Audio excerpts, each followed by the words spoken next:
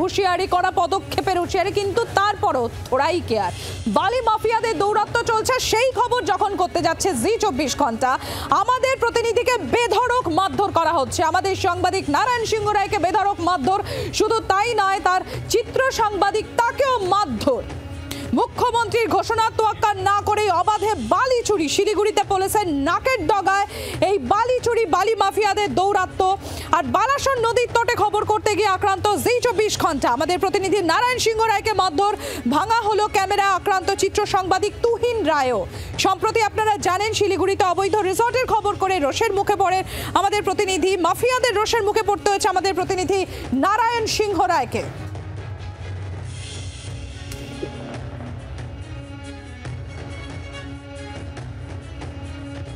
আমাদের প্রতিনিধি নারায়ণ সিংহ রায়, তার চিত্র সাংবাদিক, কি ভয়ঙ্কর অভিজ্ঞতা তাদের সম্মুখীন হতে হয়েছিল, কিভাবে তাদের মারধর করা হয়, কি ঘটনা ঘটেছিল শোনাবো আপনাদের। আজকে শিলিগুড়ি মহকুমার মাটিগাড়া থানার অন্তর্গত একেবারে বালাসন ব্রিজের পাশে অবৈধ খনন খবর করতে গেছিলাম। মুখ্যমন্ত্রীর নির্দেশ মতো যে এই অবৈধ খনন বন্ধ করতে হবে, তো তার নির্দেশ তো মানছেন না, সেই জন্যই আমরা খবর পেয়ে সেই ঘটনাস্থলে যাই খবর করতে। বালি মাফিয়ারা এমনভাবে আক্রান্ত করে, অর্থাৎ প্রথমে ক্যামেরা ছুঁড়ে নিয়ে বালাসন নদীতে ছুঁড়ে ফেলে দেয়, তারপরে আমাদের উপর চলে অকথ্যভাবে মারধর এবং গালিগালাজ। এই ঘটনা নিয়ে আমি প্রায় ওখানে 1.5 ঘন্টা আটকে ছিলাম। কয়েকজনকে বলতে শোনা যায়, জিন্দা জ্বালিয়ে দিয়ে এদের।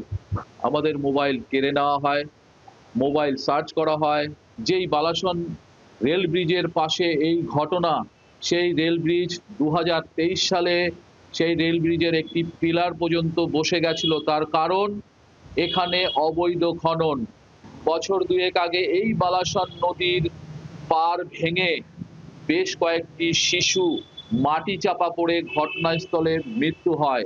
মাটিগাড়া থানা যেখানে 300 মিটার দূরে, তার পাশে কিভাবে দিনের পর দিন এরকম অবৈধ খনন হচ্ছে, যা নিয়েই আজ আমরা খবর করতে গেছিলাম। সেই খবর তো করতে পারিনি, বরং আমাদের হুমকি, মারধর, ক্যামেরা নদীতে ফেলে দেওয়া, সেই ক্যামেরা পাইনি খুঁজে।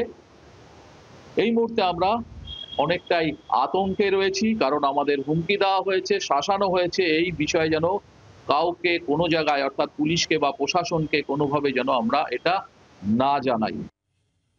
বেধড়ক মারধর, এমনকি প্রাণ নাশের হুমকি। আমাদের প্রতিনিধি নারায়ণ সিংহ রায় আর তার চিত্র সাংবাদিক তুহিন রায়কে শুধু তাই নয়, ক্যামেরা ভাঙচুর না, সেখানেই ক্ষান্ত না, ক্যামেরা নিয়ে বালাসন নদীতে ফেলে দেওয়া হয়। আর এখানেই প্রশ্ন উঠছে, কেন এরকম আক্রমণ, কেন আক্রান্ত হতে হলো আমাদের সাংবাদিককে? আমাদের প্রতিনিধি নারায়ণ সিংহ রায় আমাদের সঙ্গে রয়েছে। নারায়ণ, ঠিক যে কথাটা বলছিলাম, যে কেন এই আক্রমণ, কোথাও কি বালি মাফিয়াদের মৌচাকে ঢিল পড়েছে, তাই এরকম রেড়ে করে তেড়ে এলো তারা? একেবারেই সঠিক। দেখো, আর এই বালি মাফিয়াদের দৌরত্ব নিয়ে আমরা বেশ কিছুদিন থেকেই খবর করে চলছিলাম, এর আগেও করেছি। প্রশাসন প্রথম দিকে নড়ে চড়ে বসলো, পরবর্তীতে কিন্তু আবার একইভাবে বালি মাফিয়াদের দৌরত্ব। এবারও কিন্তু একইভাবে এই বালি মাফিয়াদের দৌরাত্ম, যে বালাসন ব্রিজের পাশে, অর্থাৎ রেল ব্রিজ থেকে 200 মিটার পাশে এই অবৈধ মাইনিং, অবৈধ খনন চলছে, যা শুনে আমরা খবর করতে যাই। এবং পাশাপাশি বলে থাকি, যেহেতু রাজ্যের মুখ্যমন্ত্রী পর্যন্ত এর বিরুদ্ধে সরব, এবং তারপরেও প্রশাসন কি করছে, বা প্রশাসন নড়ে চড়ে বসেনি, বা এই বালি মাফিয়াদের দৌরত্ব একেবারেই রমরমা ব্যবসা তাদের চলছে, সেই খবর করতে গিয়েই কিন্তু আজ আক্রান্ত। সবচেয়ে আশ্চর্যজনক বিষয়, যে যখন খবর করতে গেছি সেখানে মাফিয়ারা আমাদের প্রথমে বলছে, ধরে মারধর করছে, আর বলছে কার পারমিশন নিয়ে এখানে এসেছিস। অর্থাৎ মাফিয়াদের পারমিশন নিয়ে আমাদের নদীর খবর করতে যেতে হবে, এটা হচ্ছে তাদের কথা মতো, যে তাদেরকে আমরা পারমিশন নিয়েছি।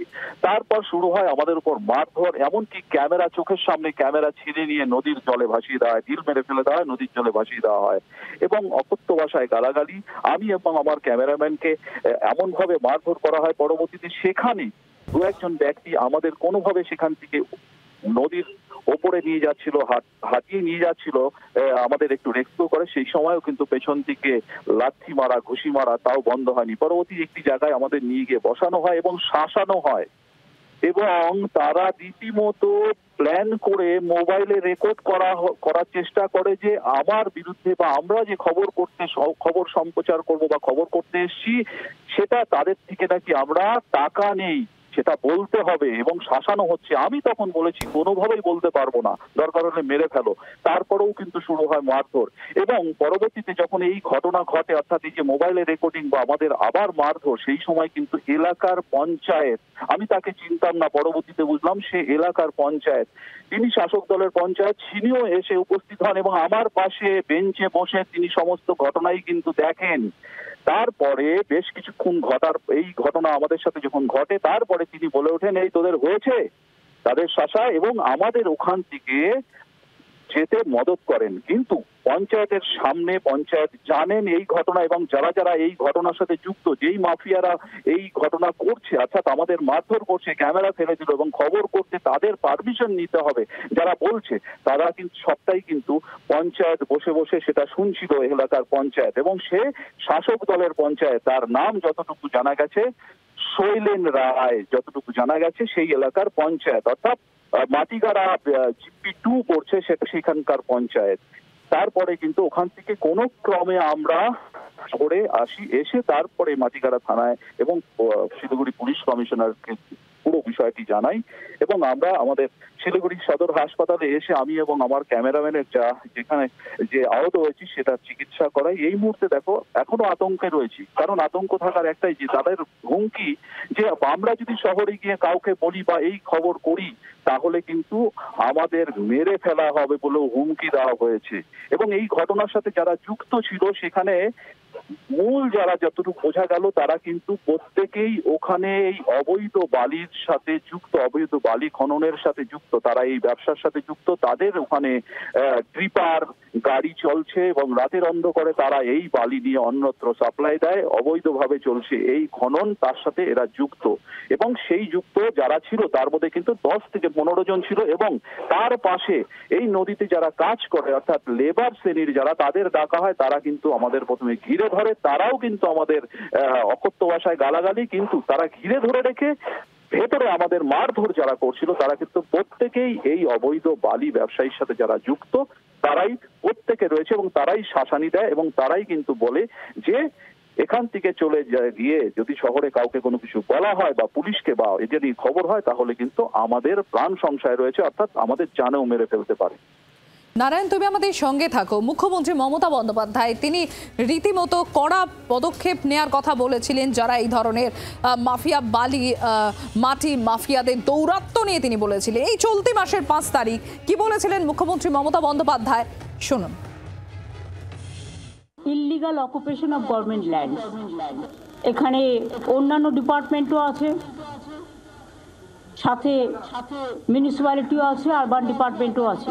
আমি পরিষ্কার বলছি, তারা গভর্নমেন্ট ল্যান্ড দখল করে অলরেডি বসে গেছে, নতুন করে যেন আরো কোনো এনক্রোচমেন্ট না হয়। ইললিগাল অকুপেন্ট যারা, তাদের নিয়ে একটা পলিসি আজকে মিটিংয়ে করে দাও, যেটা হচ্ছে আমরা একটা ওখানে অনেকে বাইরে থেকে আসছে, সরকারি জমির ওপরে ফ্ল্যাট তৈরি করছে বেআইনি ভাবে এবং ফ্ল্যাটগুলোকে বিক্রি করে দিয়ে বাইরে চলে যাচ্ছে, আর কিন্তু এখানে থাকছে না, এটা স্থানীয় নয় বেশিরভাগ, আমি খোঁজ নিয়ে দেখেছি। তাকে যেখান থেকে পারো ধরে আনো। আরে এই জমিগুলোর মিউটেশন কে দিল, বিল্ডিং এর পারমিশন কে দিল, তাদের বিরুদ্ধেও কিন্তু অ্যাকশন হবে এবং অ্যাকশন অনুযায়ী কাজ হবে। এটা পুলিশ ডাইরেক্ট হাতে নেবে, জেলাকে দেবে না, স্টেট পুলিশ করবে। এখানে একটা পেনাল্টি ইম্পোজ করে যারা বসবাস করছে বা দোকানদার, তাদের জন্য একটা আগামী 6 মাস টাইম দাও, জুন মাস পর্যন্ত টাইম দিলাম। অরিজিনাল যেটা, আমরা ওদের প্রতি সিম্প্যাথেটিক, কিন্তু যারা এটা নিয়ে ব্যবসা করে খেয়েছে তাদের প্রতি আমরা সিম্প্যাথেটিক নই। বাংলার আওয়াজ, বাঙালির আবেগ, জি 24 ঘন্টা।